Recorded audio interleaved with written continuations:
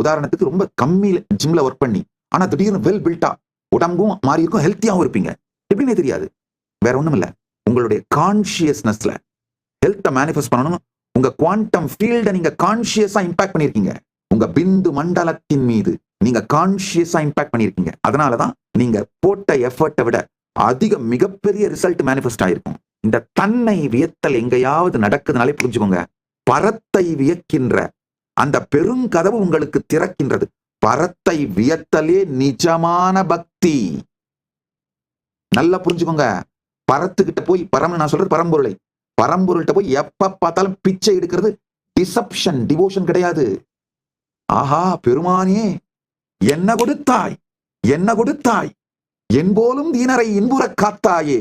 தன்னை வியத்தல் பரத்தை வியத்தலாய் மாறும்.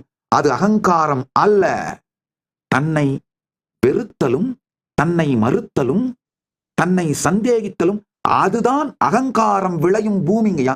அகங்காரம் அப்படிங்கிறது உங்களை குறைவாக நினைத்துக் கொள்ளுதல் அல்ல, உங்களை பற்றி குறைவாக மீண்டும் மீண்டும் நினைத்து பார்த்தல்.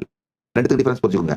உங்களை குறைவாக நினைத்துக் கொண்டு அதையே தொடர்ந்து நினைத்துக் கொண்டிருப்பது அகங்காரம். உங்களை பற்றி நினைப்பே இல்லாமல் மிக மிக குறைவான நேரமே உங்களை பற்றி நினைப்பு இருப்பதுதான் அகங்காரம், இன்மை.